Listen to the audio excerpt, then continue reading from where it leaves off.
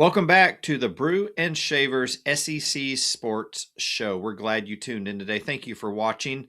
We've got a full lineup today with topics including the college football playoff, the latest release of the Heisman Trophy candidates, and of course, the updated and complete bowl schedule.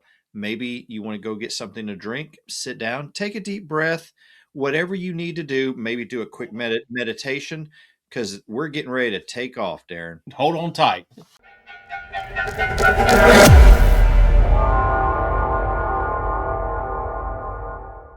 Darren, what's it like being a Vanderbilt fan right now? You go through the complete devastation of the best Vanderbilt team in a long, long time gets excluded from the college football playoffs. I know the other day you were ready to go scorched earth. And then today, Absolutely. in fact, just a few minutes ago, you find out your quarterback is a Heisman Trophy finalist.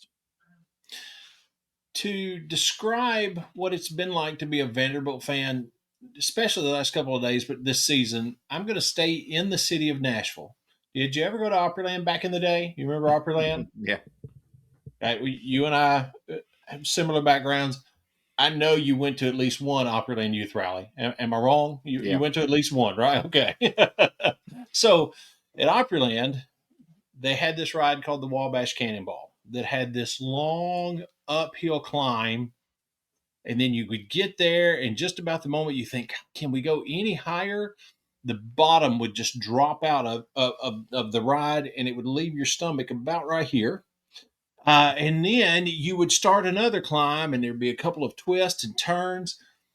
That is Vanderbilt world right now. You spend the season on this climb beyond anything that's literally ever happened in the history of the program, just for the final playoff rankings to come out, and there you go. The bottom falls out of the ride. Then all of a sudden, you're on another uphill climb. You're at the top looking over everything because you find out Diego is a Heisman finalist. So pretty good ride. I mean, you got off the Wabash, you had to collect your stomach, but you enjoyed the ride. And I think that's kind of what Vanderbilt fans are feeling right now. You got to kind of collect your stomach, but you're enjoying the ride. Emotionally speaking, where are you, Darren? I'm fixing to go out streaking down my street, or I am sitting in my chair, recentering, reorienting myself. Where are you right now on that scale?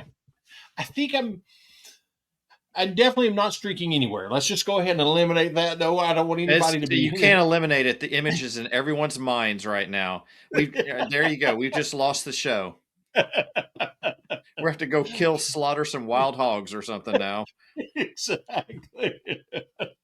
I think the best description is this.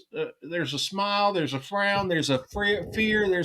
I think this is the emoji of the Vanderbilt fan right now.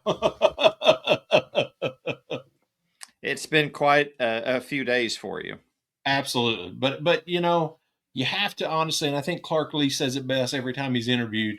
You have to take a moment and take a breath and realize where you are in the Vanderbilt world, what's going on, and the conversations you're having.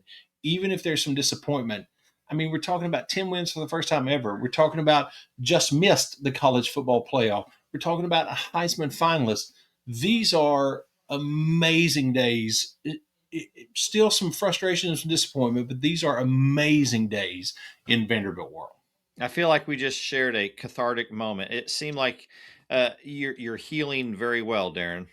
I'm taking Kiffin hot yoga cleansing as we speak. That's well played.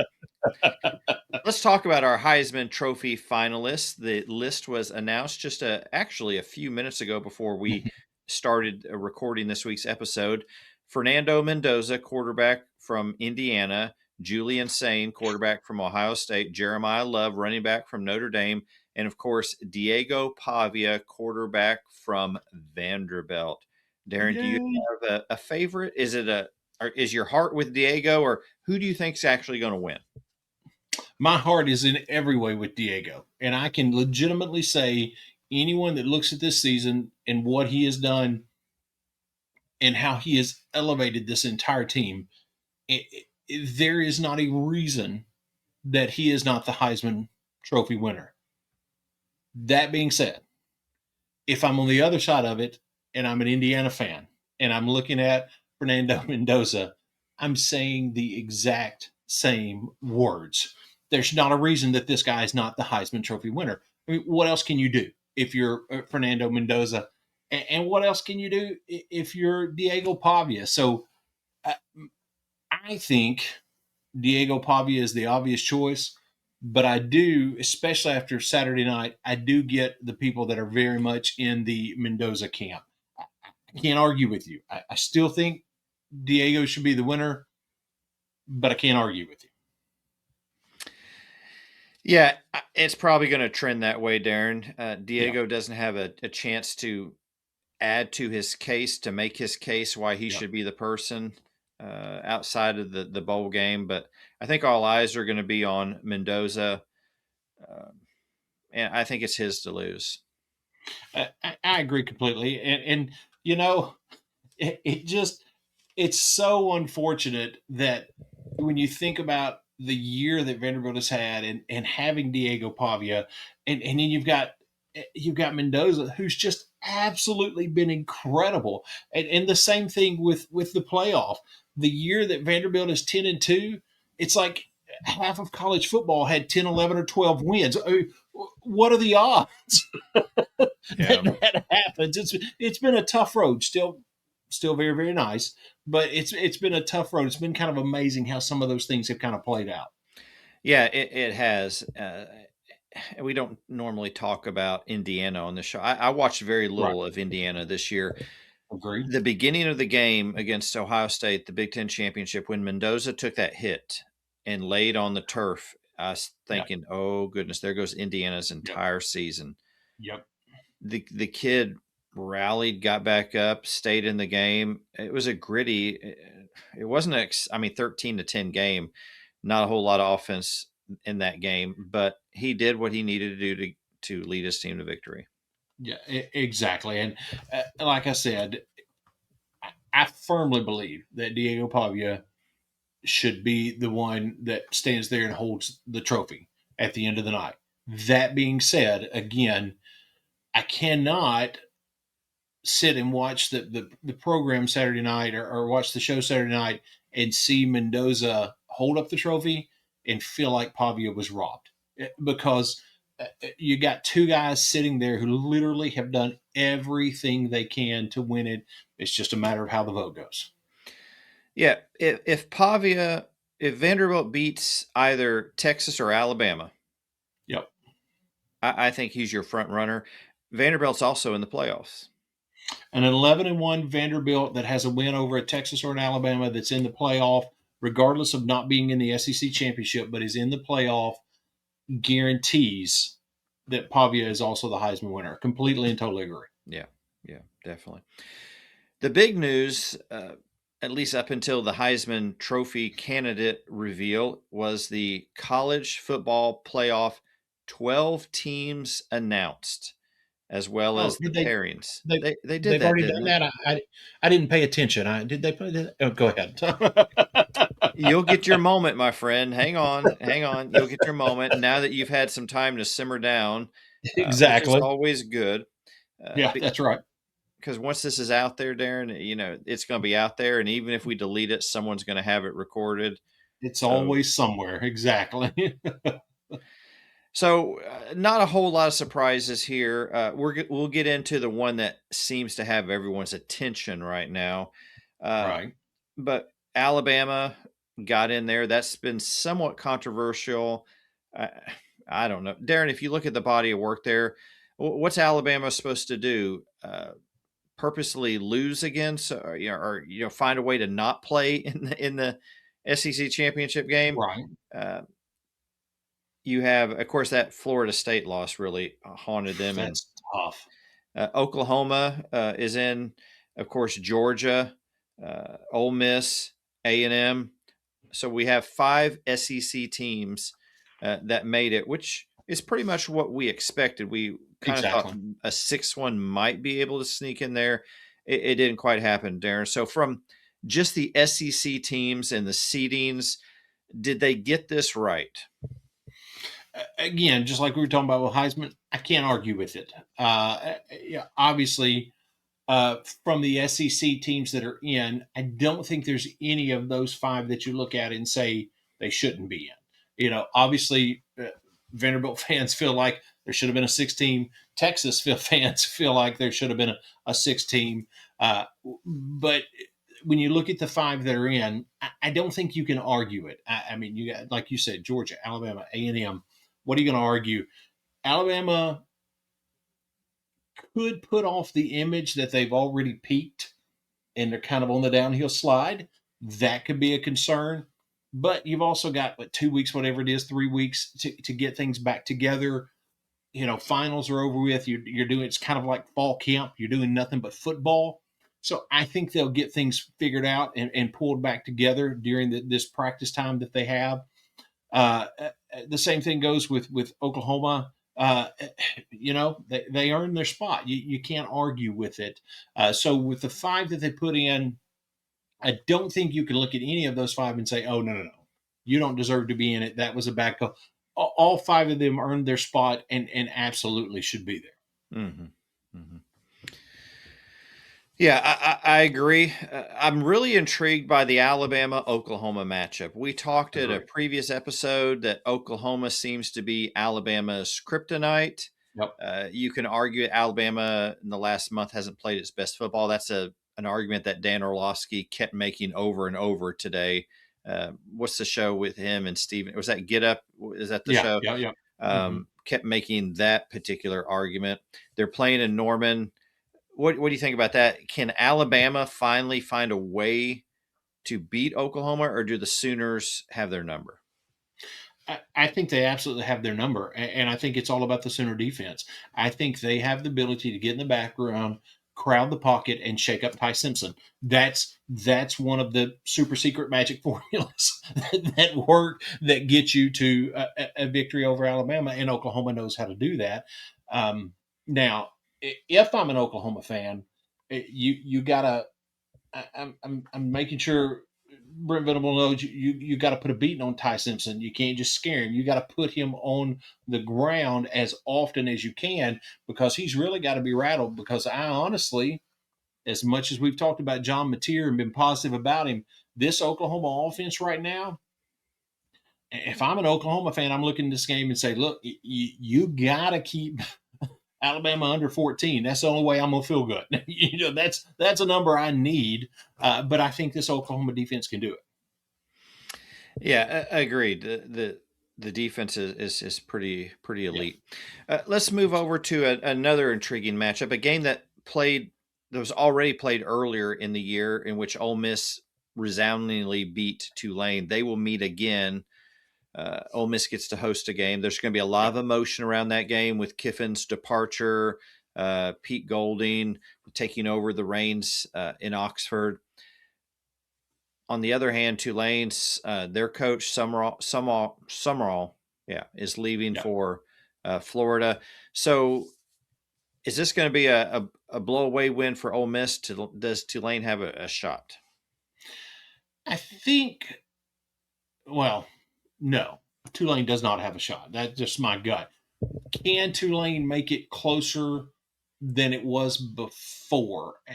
I think they can because I think there's going to be enough emotion to kind of make things weird on both sidelines that Tulane maybe can capitalize on that just a little bit because Tulane is losing their coach and it's kind of in a win one for the Gipper kind of mode. Like let's give this dude a good send out because he's headed off to go coach in a Power Four.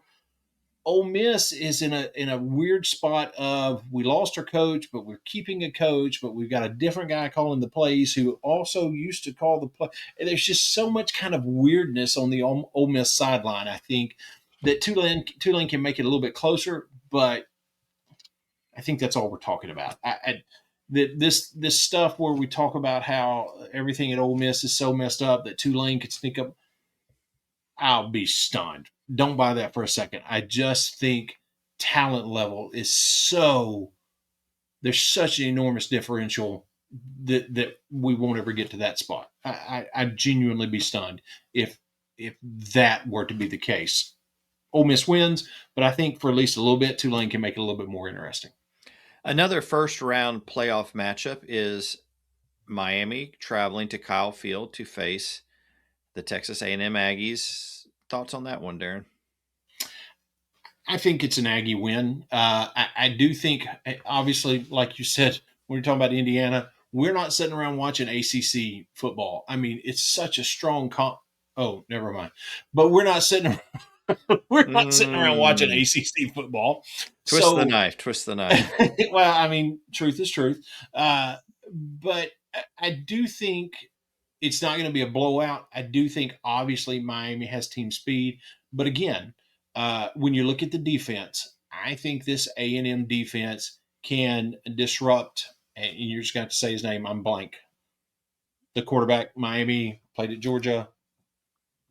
Carson Beck.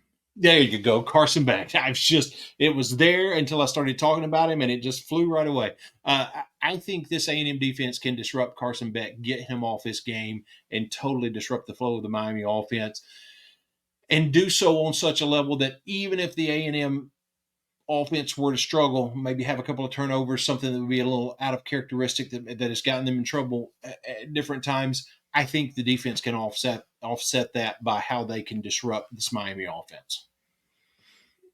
It's going to be fun to watch some more football. But before we get to those playoff games, which start December 19th, the bowl season kicks off.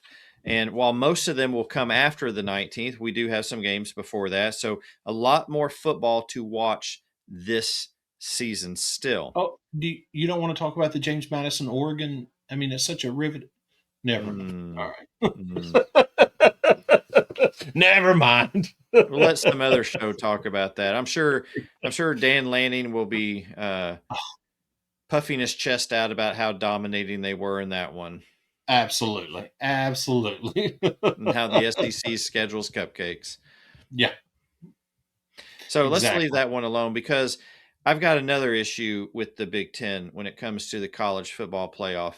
And it's not with the Big Ten, actually. It's with a team that probably should be geographically in the Big Ten, but they refuse to join a conference in football. And I'm talking about Notre Dame.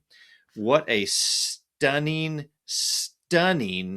announcement by their athletic director that they are not going to play in a postseason bowl game, because they feel like they were deceived.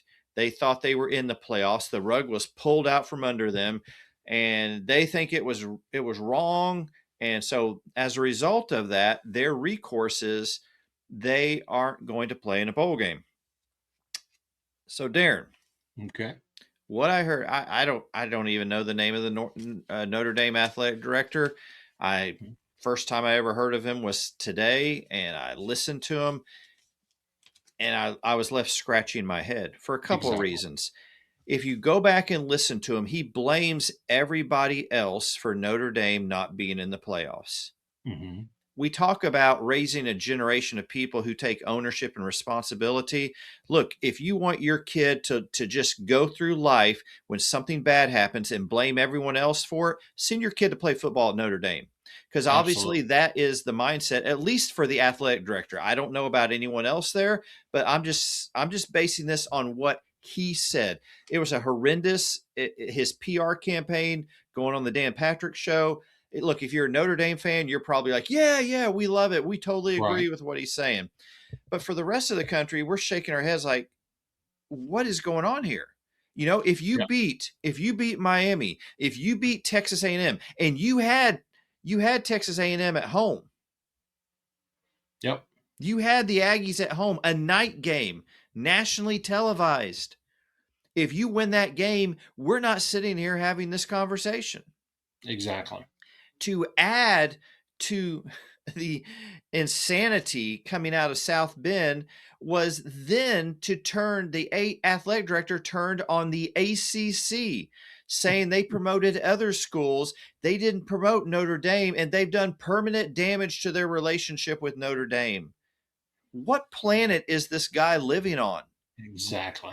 Notre Dame does not want to be a football member of the ACC, and now he's gaslighting and saying the ACC didn't do enough to try to get Notre Dame in the playoff. What are you Exactly. doing? You don't want to be a football member of that conference, but you're blaming the conference for why you didn't get in the playoffs, that they promoted someone else who is an active football member and not you. The logic is, I don't know anything about this guy, but this just is absolutely appalling on so many levels. The message it sends to players and kids and fans, like, hey, if you don't things don't go the way you want them to go, then you don't have to participate. You can give up. You can take your ball and go home. You don't have to forget your seniors in the last game they're going to have. I mean, Exactly. Clark Lee, And horribly disappointed Vanderbilt didn't get in, but Clark Lee's like, I'm excited about playing. I'm excited about being with my team for another 2 weeks. Uh, exactly. Darren, I don't know if I'm off base here or not, but Yeah. the whole thing just really it sits wrong with me. Hmm. Yeah, because here's the thing: you absolutely nailed it. Because Notre Dame wants to be independent and make their own schedule. They want to be independent and have their own TV contract. Yet, when they don't get what they want, they turn around and say a conference kept us from getting it. Well, there's not a single conference that has anything to do with anything you do, and that's by your choice. So I don't want to hear what a conference didn't do because you're not in a conference. What you are mad about is you have had your own schedule and your own money for eons, and this time somebody said not good enough. Now it blows my mind that this committee, who is this committee? Did I say that? I'll just leave it at that. Is this committee, and Arkansas fans, have mercy. Your athletic, I would question every coaching hire made. Anyway, this committee did this and said, no, not good enough. You lost to the team that's ahead of you. You're not getting in just because you're Notre Dame. Now, there's arguments to be made that other schools got in just because of the logo on their helmet, but they didn't do that for Notre Dame this time. And now Notre Dame's mad because they don't think that should ever happen. Their thought process is, we're Notre Dame. If you don't treat us like that, then we're just going to walk away. We're not going to let our seniors have their final game. We're not going to grow our program through an additional 20 practices that comes with bowl season. We're just going to say, well, we're just going to go home because we're mad today. Well, I hope somebody comes along and puts the toddlers in timeout like they deserve, because that's exactly what this is. Seems to be a very short-sighted decision. I Extreme. do agree with the Notre Dame athletic director on one point that, and I think Herb Street alluded to this as well, and maybe Coach Saban. These Tuesday night updates every week. We, Absolutely. I yeah, that's TV right there. That's what that's all about. Hmm. Maybe there's a better way to do that, because I do see the point that if you don't have Miami ranked ahead of them, and then the very last time somehow Miami jumps ahead when neither team is playing anymore. Look, to me, it was very simple, Darren. Miami should have been ranked ahead of them because Miami won the head to head. There never should have been a moment when two teams that have the same record and one beat the other. That's the end of the conversation. It never should have been the opposite. Yeah. Well, let me take you It, back in time to show the difference in mindset. There are programs that want to play football, and mhm. man, if they get a chance to play football, they will play anywhere at any time against anyone. And it's a stark contrast to what we're seeing out of Notre Dame this week. You remember when Coach O was fired at LSU and Brian Kelly was hired? Well, LSU had a bowl game. They had an invite to the Texas Bowl to face Kansas State. Well, not only did LSU not have a head coach, they didn't have a lot of players. In fact, they had a wide receiver by the name of Jontre Kirkland who played quarterback in that game. Wow. When he was asked about should they play or not play, there's a great clip, and I think we're going to play it, Darren, in just a Hmm. second. But basically, the summation of it is we got 11 guys. We're going to play. Shoot, we fighting tigers, man. We ain't about to back down from nobody. It don't matter if we don't have, if we got 11, we go and play. That's our mindset. If we got 11, we go and play. So that goes along, Darren. And I love, LSU lost that game, and Right. Kansas State tried to use it as we beat an SEC team. When, as an LSU fan, we knew what was coming. We knew, but man, I was so stinking proud of the guys that showed up and played, from Jonte Kirkland to everyone that stepped on that field. They knew what they were facing, but it was a chance to play football. And to play football is a privilege. It's a gift, Yep. and not many people get to play Division I college football.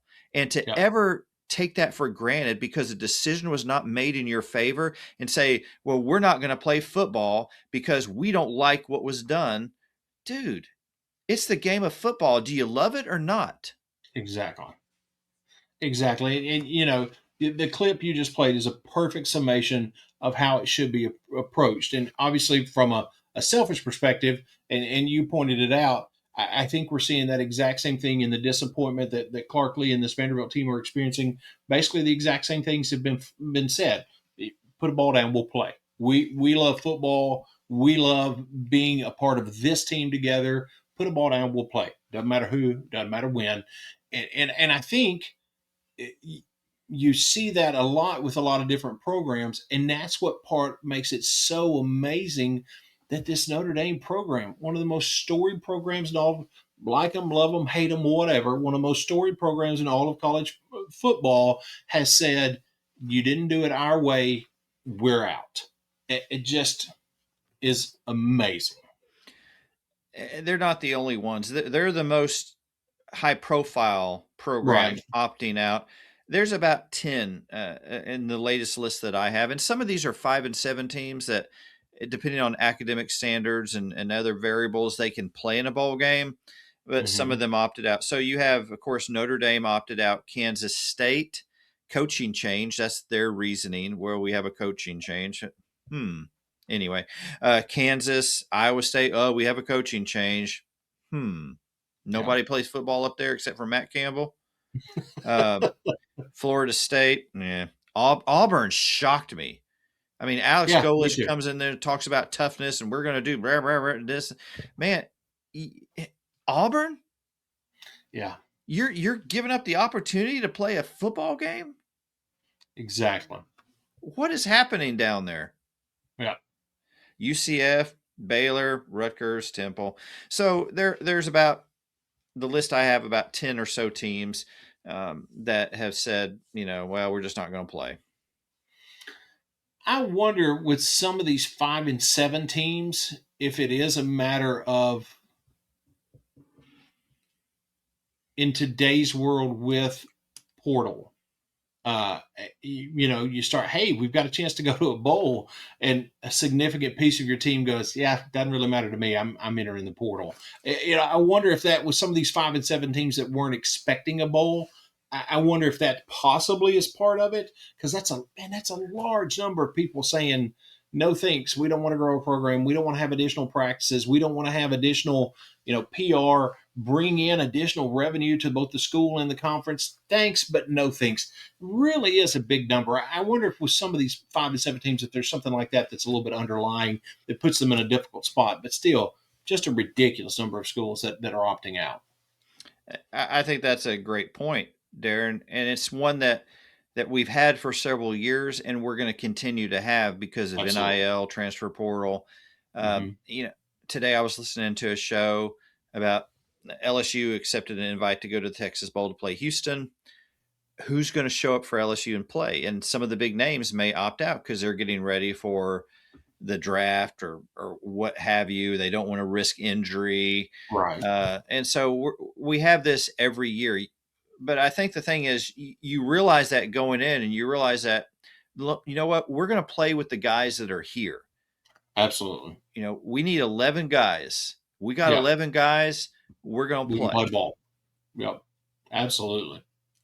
Let's talk a little bit about the SEC bowl schedule.